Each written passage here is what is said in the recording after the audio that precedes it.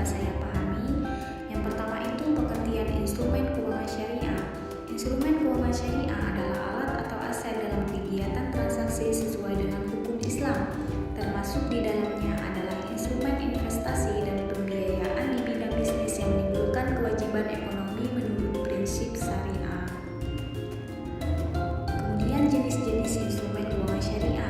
Dalam praktik perbankan syariah yang berlaku saat ini dapat kita jumpai beberapa jenis instrumen keuangan sebagai berikut. Yang pertama, pembiayaan syariah. Instrumen keuangan syariah yang satu ini biasanya memuat akad dan perjanjian berisi kewajiban kontraktual kedua belah pihak. Kedua, saham syariah.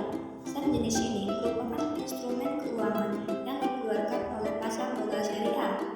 Perbedaannya dengan saham konvensional terletak pada jenis usaha dalam saham. Obligasi syariah atau suku. Suku atau obligasi syariah adalah salah satu efek syariah berbasis kepemilikan aset yang disewakan dan digunakan untuk pembiayaan perusahaan, mulai dari proses penerbitan, perdagangan hingga penggunaan suku.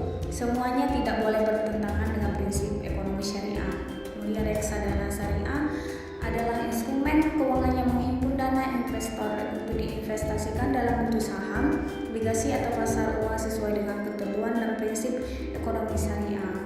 Nantinya, pengelolaan dana akan diserahkan kepada manajer sehingga investor tinggal menikmati hasilnya. Kemudian yang kedua itu, apa yang saya pahami tentang instrumen keuangan syariah? Adapun yang dapat saya pahami itu adanya pembiayaan syariah, saham syariah, obligasi syariah atau suku, kemudian dan reksadana syariah. Kemudian yang ketiga, bagaimana instrumen keuangan syariah di Indonesia? Instrumen keuangan syariah di Indonesia menggunakan prinsip bebas dari bunga atau riba, menerapkan prinsip bagi hasil atau sharing antara bank dengan nasabah.